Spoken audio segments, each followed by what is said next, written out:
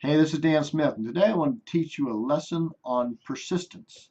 And Napoleon Hill, who wrote the book Think and Grow Rich, said that persistence is to the character of man as carbon is to steel. Well, what does that mean exactly? Carbon has what we call in chemistry, it's called a four-way bond, meaning that the atoms are bonded in four different directions, thus adding much more strength to the overall object. Adding this to steel makes the steel contain some of the four-way bonding elements. And so persistence is to man, has the same effect on the character of man to persist in face of adversity, in face of obstacles, in face of different things that just like roadblocks absolutely stand in your way and have the appearance of stopping you from reaching your goal.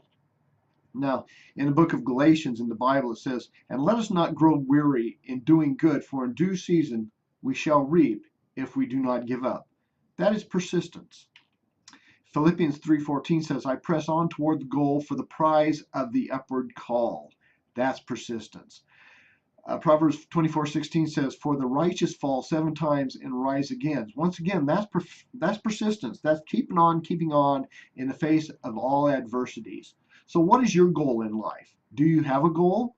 Statistics show that only 3% of all people have goals and plans and write them down. 10% more have goals and plans but never write them down. They only keep them in their heads. The rest, 80%, 87% of all people have no goals in life, and therefore they drift through life without any definite goals or plans. And they end up like this ship out here that, it's stuck in the mud. It's not doing what a ship is meant to do, which is being out on the ocean, transporting people, transporting supplies, facing the wind, facing the obstacles that are out there on the ocean.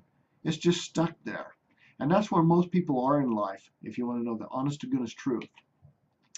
They don't know where they're going, and as a result, you know what? Others will always dictate to them. Does this look familiar to you? You need to have a goal. You need to have a dream and a goal in life. Something that drives you to do more than what and be more than what you currently are. A life's dream that drives you on in spite of the adversity or the hardship, that drives you to do the things that actually may even bring some fear to you. And yet you do them anyway.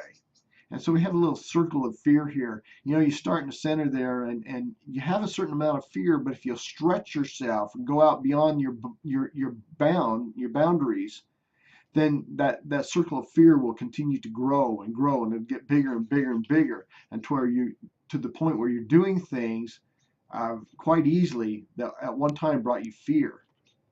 So what great thing would you attempt to do if you knew that you could not fail? And we have the greatest pleasure in life is doing what others say you cannot do. To succeed at a goal, there are 4 basic steps. Number 1, you need to decide what you want. You have to know exactly what you want. It has to be something that's personal to you. You can't do it because your mother told you need to do it, or your father said you ought to do it. You can't do it because your boss said that you should do it. It is something that is personal to you, something that you want out of life, that life is just not complete unless you have that. Number 2, you need to decide what you'll give up in order to get what you want. Now, you might have to have some education. There's other things in life that you will need to learn. And when you set a great goal, you don't even have to know how you're going to get there. You just set the goal. And that's part of your subconscious activity to actually drive you, to teach you the things that you need in order to achieve your goal. Number 3, you need to associate with people who can help you get what you want. Napoleon Hill calls that a mastermind group. There's none of us that knows everything there is to know in life.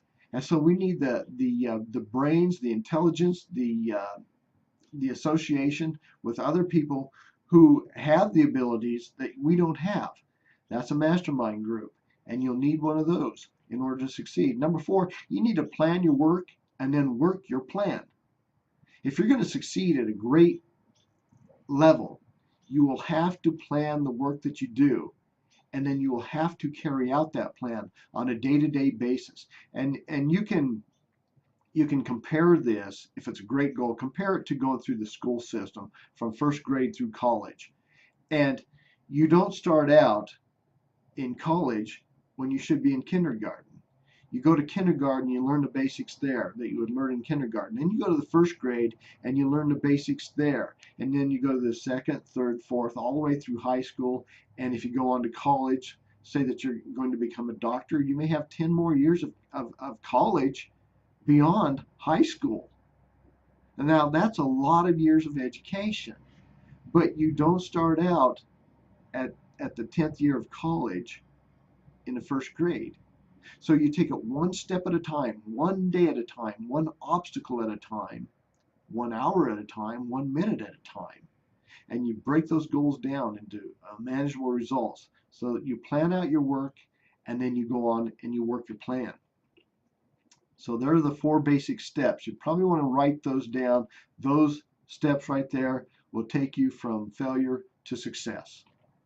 So if you agree with this, please leave me a comment. And if you like this video, please share it with your friends. This is Dan Smith, wishing you the greatest life of which you are capable.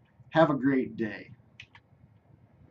Today, I will persist. Bye for now.